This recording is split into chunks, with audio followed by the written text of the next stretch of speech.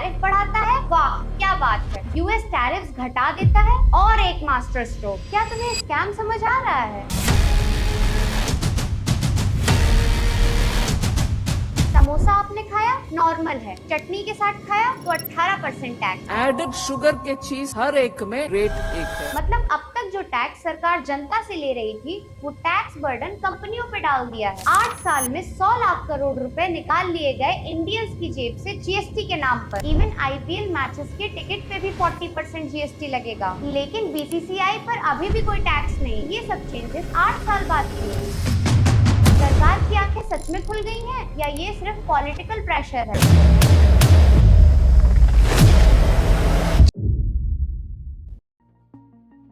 पहले इंडिया में 17 अलग अलग टैक्सेस और 13 सेस लगाए जाते थे। हर स्टेट के अपने अलग टैक्स रेट होते थे और सेंट्रल के अलग। स्टेट बॉर्डर पे चुंगी नाके हुआ करते थे। एक स्टेट दूसरी स्टेट पे ड्यूटी लगाता था, जहाँ टैक्स कलेक्शन और पेपर वर्क के चक्कर में ट्रकों की लंबी लंबी लाइनें लगी रहती थी। गुजरात का प्रोडक्ट यूपी जाएगा, टैक्स भरो। यूपी का महाराष्ट्र जाएगा, टैक्स दो। एक ही प्रोडक्ट पे कई बार टैक्स लगता था। मैन्युफैक्चरर से होलसेलर, होलसेलर से रिटेलर। नया टैक्स पुराने टैक्स के अमाउंट पे भी लग जाता था। जैसे फैक्ट्री में कोई प्रोडक्ट बनता था तो एक्साइज ड्यूटी लगती थी, फिर वही प्रोडक्ट स्टेट में बेचने पर वैट लगता था, और फिर वही प्रोडक्ट जब एक स्टेट से दूसरे स्टेट भेजा जाता तो एंट्री टैक्स भी देना पड़ता। जब तक एक प्रोडक्ट कंज्यूमर तक पहुंचता तब तक उसका प्राइस इतना बढ़ जाता था कि आधा पैसा तो टैक्स पे ही चला जाता था। आम आदमी के लिए महंगाई बढ़ गई थी और बिजनेस वालों को अलग स्टेट का अलग टैक्स रेट समझने की झंझट, क्योंकि ये सिस्टम कॉम्प्लिकेटेड था और टैक्स कलेक्शन ठीक से ट्रैक नहीं हो पा रहा था। हर स्टेट अपने हिसाब से टैक्स बढ़ा देता था और टैक्स चोरी भी बढ़ रही थी। अंडर द टेबल रिश्वतखोरी चल रही थी। इन्हीं दिक्कतों को देखते हुए सरकार ने सोचा कि क्यों ना पूरे देश में एक सिंगल ट्रांसपेरेंट टैक्स सिस्टम बनाया जाए, जिसमें एक ही टैक्स पूरे देश में लागू हो, एक जैसा रेट हो और डिजिटली ट्रैक हो सके। अब यहीं से आया जीएसटी का कॉन्सेप्ट, यानी गुड्स एंड सर्विसेज टैक्स।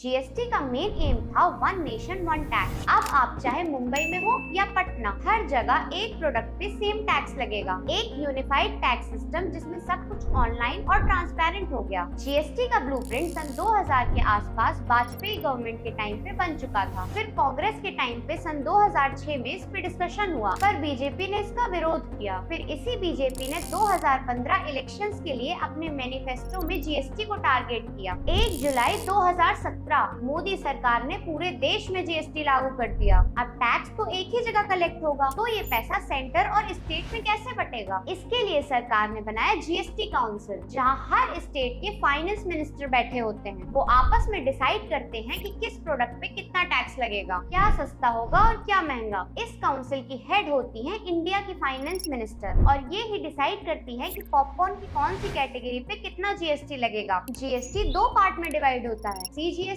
और एसजीएसटी। जब आप कोई प्रोडक्ट खरीदते हो तो उसका एक हिस्सा सेंट्रल और दूसरा हिस्सा स्टेट को चला जाता है, मतलब पैसा दोनों तरफ प्रोपोर्शनली स्प्लिट हो जाता है। ये प्रोपोर्शन जीएसटी काउंसिल डिसाइड करता है। अगर सप्लाई एक स्टेट से दूसरे स्टेट में हो रही है तो वहाँ इंटीग्रेटेड जीएसटी लगता है। फिर आता है यूटी जीएसटी, ये यूनियन टेरिटरीज पे लगता है। अब बात करते हैं कि पब्लिक से कैसे टैक्स कलेक्ट किया जाता है। जब भी हम कोई प्रोडक्ट या सर्विस खरीदते हैं तो उसके प्राइस में जीएसटी पहले से इंक्लूड होता है। अब जो पैसा हम दुकानदार को देते हैं वो डायरेक्टली गवर्नमेंट के पास नहीं जाता, पहले ये दुकानदार के पास रहता है, क्योंकि वो बीच का कलेक्टर होता है। फिर हर महीने दुकानदार अपनी सेल्स और परचेज का पूरा हिसाब गवर्नमेंट को देता है। इस प्रोसेस को कहते हैं जीएसटी रिटर्न। इंडिया में जीएसटी के 4 मेन टैक्स स्लैब्स थे, 5%, 12%, 18% और 28%। 5% में लो कॉस्ट गुड्स जैसे टी, शुगर, मेडिसिन, हाउसहोल्ड्स आते थे। 12% में मिड रेंज गुड्स जैसे प्रोसेस फूड्स, टेलीकॉम और मिड रेंज इलेक्ट्रॉनिक। 18 में रेगुलर गुड्स एंड सर्विसेज जैसे सोप, एसी, लैपटॉप एक्सेट्रा। ये 18% वाला स्लैब सबसे ज्यादा रेवेन्यू जनरेट करता था। 28% में लग्जरी एंड सिन गुड्स जैसे कार, टोबैको, अल्कोहल एक्सेट्रा आते थे। कुछ स्टेट्स इसका अपोज कर रहे थे कि हमारा रेवेन्यू कम हो रहा है, ये लॉस कौन भरेगा। अब भैया गवर्नमेंट ने बोला चलो एक एक्स्ट्रा टैक्स लगाते हैं, उससे हम उन स्टेट्स को कंपनसेट करेंगे जिसका लॉस होगा। यहाँ से आया सेस, इसे सिन टैक्स भी बोला गया। सेस था tax on tax, super tax, जो लग्जरी और सिन गुड्स पे लगता था, जिसे गवर्नमेंट किसी स्पेशल पर्पस के लिए कलेक्ट करती थी, जैसे पान मसाला पे 10%, लग्जरी कार्स पे 22% तक का सेस। जीएसटी के आने के बाद भी प्रॉब्लम्स थी, हर महीने कई जीएसटी रिटर्न फाइल करने पड़ते थे, आईटीसी क्लेम में दिक्कतें आती थी, जीएसटी पोर्टल स्लो या साइट क्रैश हो जाता था, छोटे शॉपकीपर और किराना स्टोर वालों को स्लैब समझने में दिक्कत होती थी, फेक रिसीट, टैक्स घोटाले आम बात हो गई थी, कैश ट्रांजैक्शंस अफेक्ट होते थे। अब यहाँ तक तो थी कुछ कॉमन प्रॉब्लम्स। अब इसके बाद हमला होता है गब्बर सिंह टैक्स का, जीएसटी,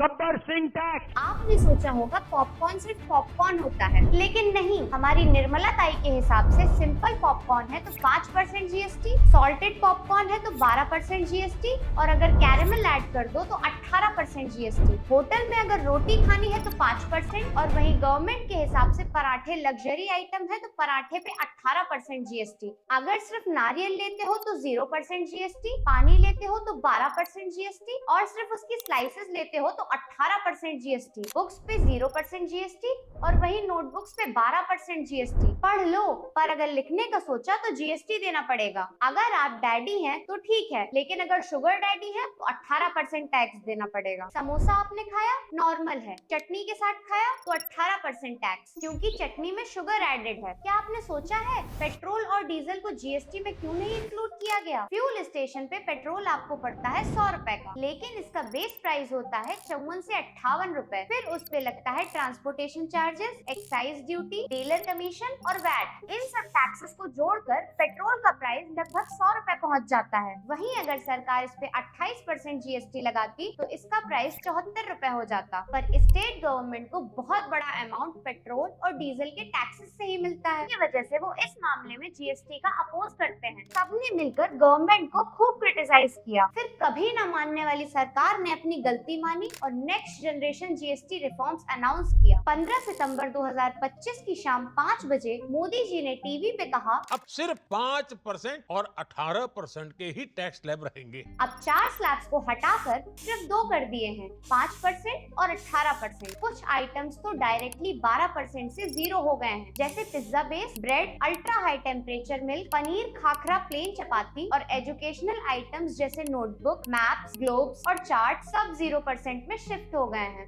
अब बात करते हैं हेल्थ सेक्टर की। इंश्योरेंस और हेल्थ सर्विसेज पे पहले 18% जीएसटी लगता था, वो अब 0 कर दिया गया है। इसके अलावा और 33 लाइफ सेविंग मेडिसिन और ड्रग्स जिन पे पहले 12% टैक्स लगता था, अब वो भी 0% स्लैब में आ गए हैं। इसकी डिमांड पब्लिक में काफी टाइम से थी और अब जाके राहत मिली। डेली यूज के आइटम्स जो पहले 12 से 18% रेंज में थे, जैसे साबुन, नमकीन, टूथपेस्ट, चॉकलेट, कॉफी, अब सिर्फ 5% स्लैब में आ गए हैं। किसानों को भी अब रिलीफ मिल गया है। हैंडीक्राफ्ट और एग्रीकल्चर रिलेटेड गुड्स जैसे ट्रैक्टर्स और इरिगेशन टूल्स जिन पे पहले 12% टैक्स लगता था, अब सिर्फ 5% लगेगा। इसका मतलब फार्मिंग और रूरल इंडस्ट्रीज दोनों को बूस्ट मिलेगा। ऑटोमोबाइल्स जो व्हीकल्स पहले 28% स्लैब में आते थे, उनमें भी बड़ा कट हुआ। Small cars below 1200 CC and 4 meters, buses, trucks, ambulance, 350 से कम सीसी की बाइक्स और ऑटोज सब पे अब जीएसटी 18% हो गया। और इलेक्ट्रॉनिक्स जैसे एसी, टीवी, वॉशिंग मशीन, इनके रेट्स भी 28% स्लैब से सीधा 18% में आ गए। इसी के साथ गवर्नमेंट ने एक स्पेशल 40% स्लैब टैक्स इंट्रोड्यूस किया। ये मेनली सिन गुड्स और लग्जरी आइटम्स के लिए है, मतलब जो चीजें हेल्थ या एनवायरनमेंट के लिए हार्मफुल हैं, उन पे अब हैवी टैक्स लगेगा। इसमें आते हैं alcohol, tobacco, sugar drinks, luxury cars और 350 सीसी से ऊपर वाली बाइक्स। इवन आईपीएल मैचेस के टिकट पे भी 40% जीएसटी लगेगा। लेकिन बीसीसीआई पर अभी भी कोई टैक्स नहीं। अब 28% प्लस कंपनसेशन सेस वाली चीजें एक ही कैटेगरी में आ गई हैं। अब सवाल ये आता है कि ये सब चेंजेस 8 साल बाद क्यों? सरकार की आंखें सच में खुल गई हैं या ये सिर्फ पॉलिटिकल प्रेशर है? पहला रीजन है त्योहार का टाइम, हाउस होल्ड आइटम्स पे लोग ज्यादा खर्च करते हैं। दूसरा, रूरल एरियाज में लोगों की जेब खाली है और डेली यूज आइटम्स पे जीएसटी कम करके कहीं न कहीं बीजेपी को इलेक्टोरल एडवांटेज मिल मिल सकता है। जीएसटी तो कम हो गया, लेकिन इसका फायदा आम आदमी तक तब पहुंचेगा जब कंपनी ये टैक्स कट कस्टमर को पास करेंगी। कॉमर्स मिनिस्टर पीयूष गोयल ने वार्निंग दी है कि सरकार ने जो टैक्स रिलीफ दिया है वो कस्टमर तक पहुंचना चाहिए। कोई कंपनी बीच में पैसा नहीं खाएगी। लेकिन सरकार की चालाकी तो देखो, पहले नोटबुक पे 12% टैक्स था, अब उसे 0% कर दिया गया है। लेकिन पेपर पे जो पहले 12% टैक्स था उसे बढ़ा के 18% कर दिया गया है। अब नोटबुक की मेकिंग कॉस्ट ही बढ़ जाएगी। मतलब अब तक जो टैक्स सरकार जनता से ले रही थी